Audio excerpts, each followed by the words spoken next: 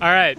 Hi, guys. So, for our final installment of the talks panels we're doing here, we are doing a short one on a pretty hot topic right now. We're going to be talking about pAMMs, or proprietary AMMs. They're a big thing on Solana. I hear that everybody is trying to build them on Ethereum now. We'll discuss whether or not that's a good idea. But yeah, everybody on this panel is a market participant in some facet. They're trading against proprietary AMMs or competing with proprietary AMMs or just know how they work. So it should be a pretty fun one, but I'll let everybody go around and I want you guys to introduce yourself and then quickly give your definition of a proprietary AMM to the audience. Yeah. Okay. All right. Hi guys, I'm Ruben. I've been trading for a while. Started out in on centralized exchanges, options, derivatives. Then went into MEV searching on Ethereum mainnet. Did a little bit of Solana too. Launched an AMM on Solana at some point called Vertigo. That's it. Oh yeah, and pAMMs. I like pAMM. Yeah. It's much more economical. Yeah. And, yeah. So what is it? So what is it? Well, it's an AMM but different. It's got one liquidity provider that streams its quote in with some special logic there to make sure they don't get rugged.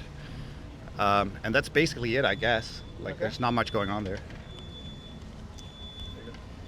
Hi everyone, my name is Nikita. I've been in DeFi around since 2020, was an early employee at 1inch, and now I'm co-founder of Barter. Barter is one of the leading solvers. If you ever traded on Uniswap, X, CowSwap, 1inch Fusion, there is a very high probability our team facilitated some of your trades.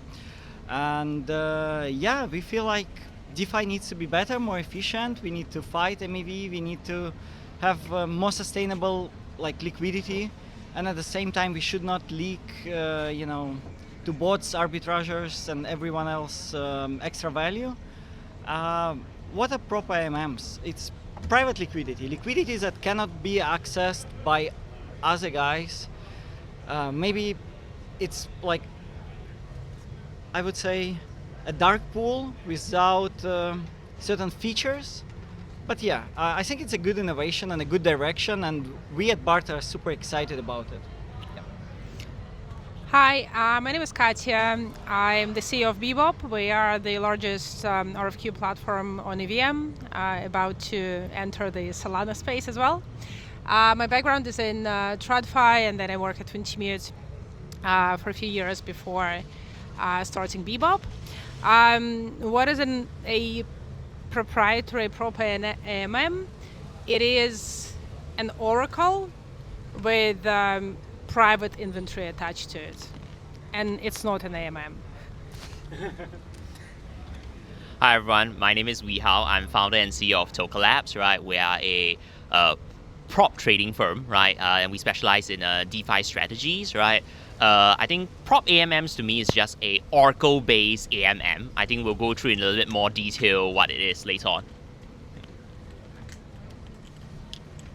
Great. Okay, then my next question. By the way, just make sure you speak up so the people in the back can hear you. We don't have a speaker here, unfortunately.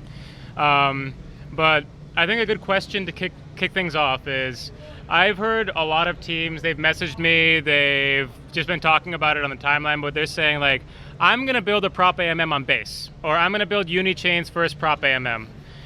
So these are like completely new in the EVM ecosystem. The interesting thing in prop AMMs that I think has been kind of beaten to death at this point, so we don't need to get into it that much, is the reason that prop AMMs exist in Solana is because there's no RFQ on Solana, or no good RFQ. EVM has a lot of good RFQ. So does it make sense for those teams to be building prop AMMs? Are they uniquely valuable for EVM, or is this just like another attempt to take money from VCs?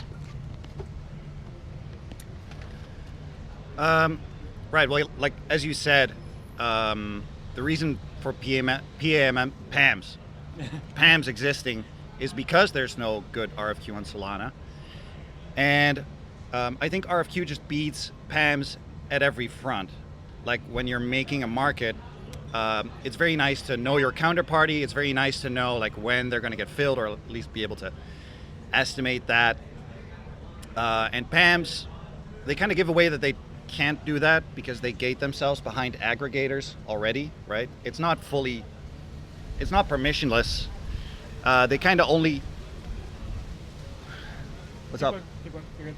Right. They kind of only work because the aggregator functions as sort of a filter on the order flow. Like, you're already assuming that all of the flow that comes into this thing is kind of uninformed.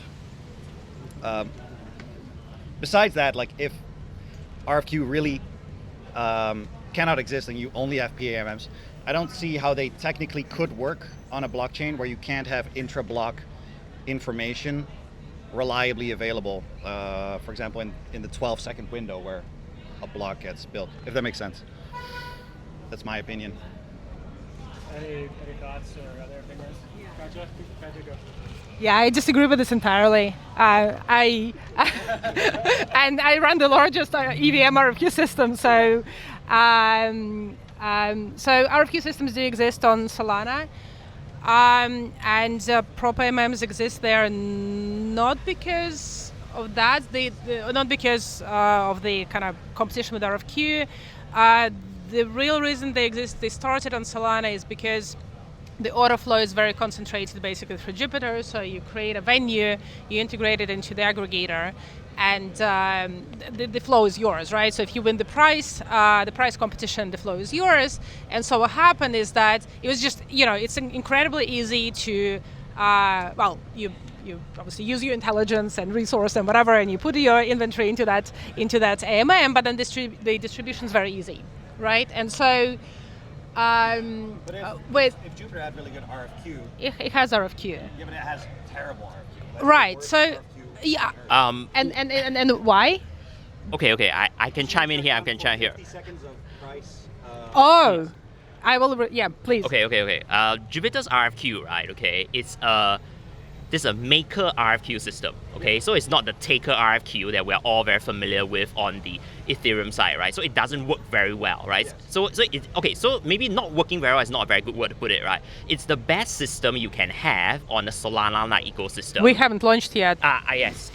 Until yeah, correct. But the point is that there's just no very good taker RFQ systems available on Solana, which is why it creates this vacuum for pAMMs to actually take its place, right? But beyond that, I would add that there's two more things that pAMMs do very well that currently I think RFQ systems struggle with, right? So first one is that RFQ systems are inherently off-chain, which means they rely on an API. So that means there is a API rate limit, right? So there are lots of times when my engineers will come and tell me that, we are hitting 5K TPS, 10K TPS, right? We need to scale the system, otherwise we cannot respond in time, right? This problem won't exist for a pAMM because it's purely on-chain, right? So this is one point. Now, the second point is that the pAMM is able to adjust, if it wants to, its prices intra-block. This is ability that's not available to a RFQ system because the moment I give out the quote, it stays for its entire duration until expiry. I cannot change it even if, let's say, the blockchain conditions change, right? So I think these are two things that pAMM can do that RFQs today cannot do, right? But that said, I think they all have their place, right? Because we run both as well, right? So I think it does make sense. Yeah, and maybe, right, and so these are the benefits of pAMM. Obviously the downside and the major downside of pAMM is that you have to pay it's an oracle, right? So you have to pay to publish the price, right? And so the limitations that pAMMs have with that are basically they will only work for very liquid pairs, right? So they can't really cover longer tail that RFQ does. And the margins on the reason why pAMMs are so great for price sensitive flow, like aggregators and any other situations like this, is because the makers update the price. The proprietary firm updates the price every block, intra-block, as quickly as as fast as they want to, and with that they can tight much. They can quote much tighter just because they're not exposed to the market risk for 50 seconds, for 30 seconds, for long periods of time. Yeah, but we're saying if an RFQ that's not stupid were to exist, right? Mike, we're starting getting the mic. Oh, sorry. Yeah, good. Go again. Yeah. Okay. So we're saying like if an RFQ were to exist that didn't have that 50-second, time before this thing hit the market, then you would agree, I think, that spreads would be tighter on RFQ than on chain. They could be tighter by the difference of what it costs you to publish the price on chain as an oracle, because that's the margin that you have to give up. From that respect, yes. Well, there's also information on your counterparty. There's toxic flow that you don't have and stuff. So I think you would be able to quote much tighter. Plus, there's the time before you actually hit the chain. I think your point on being able to adjust the price intra-block is true, but I think that's putting the cart before the horse, because the point of RFQ is we can decide on price right now. This is the price. And then when that really executes on chain is kind of beside the point. Like, we already agreed on this trade. We're just waiting for it to settle. Whereas pAMMs, you're waiting for this thing to settle. And so this is something that's maybe makers can use to their advantage, but for takers, it's strictly worse, I think. Let me add a few points. Well, we analyze order flow on chain every day. We look at, which new venues emerge and who is winning. And people want best price. Like, everyone wants the best price. That's it. If you can provide the best price, you will have the users and the flow and the people. And let's look at like real examples. 1 year ago, 1-inch Uniswap was the kings of order flow, and they were doing like more volumes than anyone else. Right now, it's CowSwap and Kyber Network. And while they have very different approaches, KyberSwap is a like normal aggregator, and CowSwap is an intent system with a lot of solvers. But what Kyber did different than other aggregators is that they have their own RFQ arm, and they've also built their own hook on Uniswap version 4. And only their system has access to this hook. They are like setting up the price. It's not an entirely like proper pAMM, but it's something very similar. And they have their own RFQ implementation as well. So what I'm trying to say is that both of the systems have like some pros and cons, but only a mixture of like both of them can net like the best price, and that ultimately decide if you get like the users, the volumes, trading activity. Yeah. I have a quick one. I want to go back to Ruben's point quickly, because I don't think that's true that RFQ is strictly better for taker. The problem with the RFQ systems is but the taker can always like rug the maker. The taker can give the maker an approval, get the quote, and then last minute they're like, I don't want to execute this. I'm going to pull my funds from the wallet. I'm going to revoke the approval. They always have that ability because the maker has no custody pre-execution, right? You can change the RFQ system to require a lock, but because you can't do that inter-block, Oh, we're talking about not just inter-block, right? We're talking about, like you're right, 30 to 60 seconds expiries, right? So that's, even in Ethereum terms, that's like, 5 blocks, right? 60 seconds. But we have to do this, right? So those expiries must exist, because if you're a user who interacts with this, with RFQ directly, you open your UI, you open your wallet, you open your ledger, you basically, you kind of have to physically perform all those actions before your quote expires, right? And so it's for many real life use cases, it's just impossible to have those quotes expire within seconds or milliseconds. Well, yeah, this is of course true, but it's very exhausting to get into the technicalities of every blockchain and what is possible there and what isn't. I'm just saying that like RFQ is not new. It's not crypto exclusive. It's also used outside of crypto, and it's very well known that like this depending on who you are, of course. Like if you're an informed taker, yes, you get worse prices. If you're an uninformed taker, overall you get way better prices.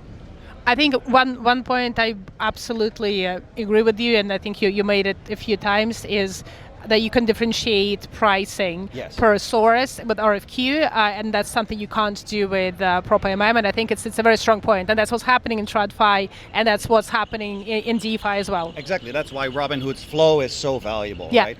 And that's also why these pAMMs are all gated behind Jupyter's API, essentially, right? So I think that's like if that gating didn't exist, like you can't make these things permissionlessly because they will be eaten up by toxic flow. Oh, we agree. That's great. And now we agree. Yes, for sure. Okay. Any other points on that before I move on? Okay. Maybe one more point Yeah. is that users. So we say that users care about the price. I don't think that's really the case, right? There's a lot of competition on the execution side for price sensitivity, and that's the side that's price sensitive. And then like a wallet slaps like 80 basis points on top, right? And then like who cares? No one really cares, right? Like I can say that like when I traded like meme coins on Solana, during that season, I didn't care about Phantom Wallet charging this much, right? Like it's a different mindset at that time. But what RFQ actually provides, right, is that like the pre-agreed price and a guaranteed fill as well, right? So because the maker stands behind the price and they stand behind that price with the inventory, however much market moves, the transaction will execute. And from the perspective of UX, in terms of how quickly that quote can be generated, how fixed it can be, right, and how much certainty it can offer in terms of both the price and the execution certainty. Like that, from the UX perspective, is definitely superior. I actually disagree with your first point. I've been talking to a lot of traders lately, and they are way more price sensitive than I actually thought. Like especially when you look at the volume distribution between traders in crypto, like retail traders, it is very weighted towards there are like 200, 300 people. That are like 70 to 80% of volume. That's on meme coins. That's on perps. That's like a pretty wide. It's a pretty consistent data point, right? And those people are often willing to trade in a venue that like they'll trade on Axiom. Axiom has 1% fees, but they only do it because the UX everywhere else is horrible, and they're very aware that they are getting absolutely screwed on the price. On the fee or like the fill, and they just don't really have a better option. But it's something. As soon as they have better options, they're moving. They're not really very loyal to any one venue. That's one of the reasons that Hyperliquid got such massive adoption so quickly. It's because they actually had liquidity and they had very low fees relative to Coinbase. You go to Coinbase, it's like a 1% taker fee or something, right? Like, why would you trade perps on Coinbase? I think it's lower for perps, but like for spot, why would you trade on Coinbase if you're sophisticated enough to understand that Hyperliquid exists? A combination of things, but I mean, price sensitivity exists, of course, to an extent, for sure. Yeah. Go ahead. Yeah, I think I just want to say, right, I think you need to understand what they are out looking for. So, for example, meme coin traders or, or your retail, right, maybe they're out for points, maybe they're out, just to get the meme coin, right? So to them, getting the meme coin at a horrible slippage is better than not getting the meme coin at all. So their, thinking is a little bit different, right? But once you go to the so-called more sophisticated traders, right, they are looking for a certain price. So obviously for them, that slippage is extremely important. Yeah. But when I say sophisticated, I'm using it in a very generous sense. I know people that are like just punting meme coins and they just do a lot of volume on meme coins. They like gambling on meme coins, and they know that most of their trades are going to be losers. They know that they're going to do it. They're like basically playing a slot machine. They know that if they're paying an extra 50 basis points per spin on the slot machine, it's going to add up a lot. So like it's something they think about. I think you'd be surprised how much they actually think about it. It's just they like the UX at Axiom, so they traded Axiom. I guess one last question before we kind of wrap this up because we're almost at time. One of the things that I like about prop pAMMs is they're a lot more programmable than RFQs. So there's one guy that I wanted to bring on this panel, but unfortunately he's not here. But what he's actually doing is he's making a prop pAMM that can automatically hedge gamma when volatility spikes, so it can keep quoting easily, and it just has like a approval from a short gamma protocol that just allows it to, on demand, if volatility reaches these conditions, it can like get an under collateralized loan of like gamma exposure from that smart contract. So I think that's a really interesting use case. I think it's something that could be, like, there's a lot of different ways that that programmability could be extended. You could imagine like a prop pAMM on Ethereum that can on-demand borrow from Wildcat, right? If certain conditions are met and XYZ. So that's one of the things that I think is underrated about prop pAMMs that could be developed and thought about a lot more. I'm curious what your thoughts are. What do you want to see these things evolve into? It sounds like we're fairly on the same page that they make sense in some cases, but they're definitely not in their final form. You talk to anyone that trades against these on Solana or makes them on Solana, they're like, no, this is going to look totally different in 3 months. Can I go first? Yeah, go for it.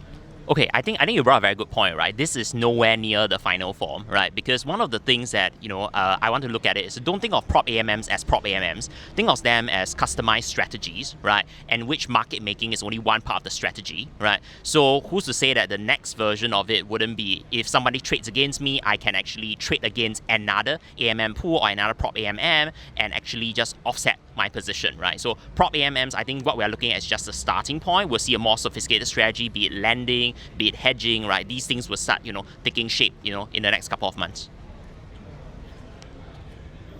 Okay, I'll spice things up a little bit. Why would you do any of these things on chain?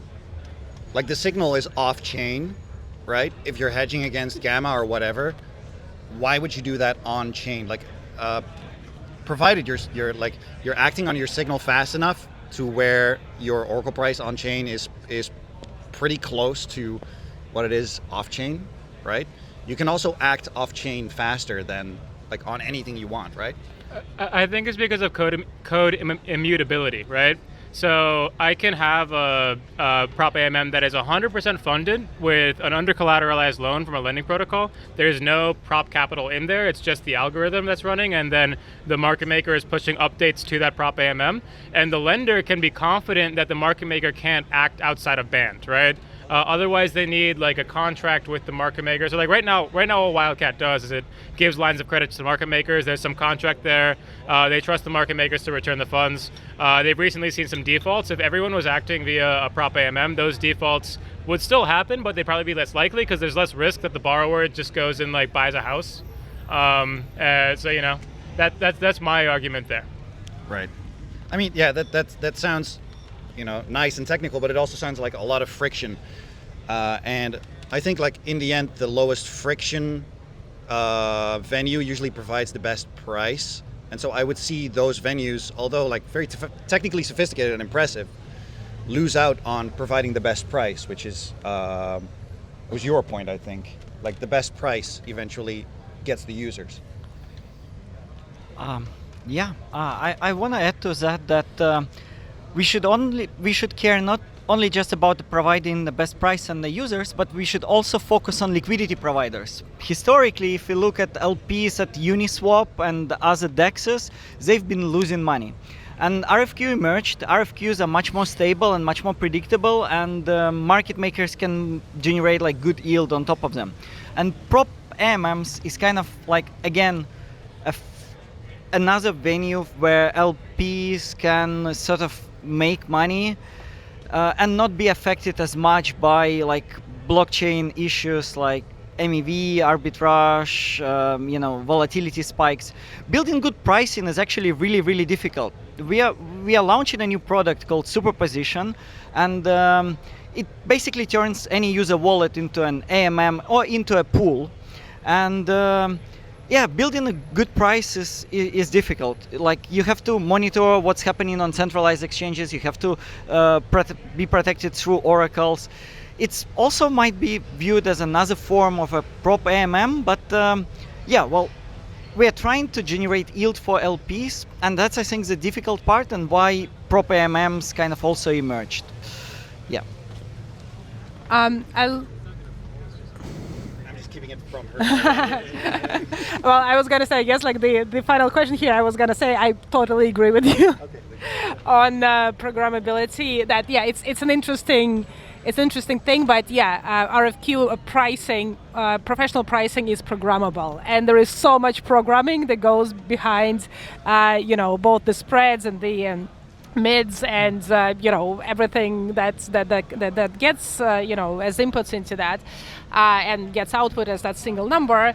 It's all programmability. It just doesn't have to sit in an on-chain oracle that the more you put in it, the more expensive it is to update. And so just economically, it's interesting. It probably has some I think the example of non-market neutral strategy and kind of almost like treating those as vaults where LPs can, from their wallet with superposition could use their capital to dedicate to those positions. I think that's to those strategies is interesting. But I mean, ultimately, that's even further away from what a pAMM is, right? So now, I think ultimately pAMM is the way for a market maker to come and fill orders on chain, and historically it's been only RFQ, and now we also have pAMMs. And so we'll see what happens next. Yeah, I know. For the record, I agree with both of you. I write a lot of code in off-chain integrity guaranteed systems, right? So no, I totally agree. But I think that there's something there with the programmability. I think someone will come up with a clever idea that actually makes sense and is better on chain. But we'll see. We'll see. Cool. All right. Any last words before the sign blows us over? I'm good. Yeah, good. All right. Cool. All right, thanks so much, guys. Really appreciate you taking the time.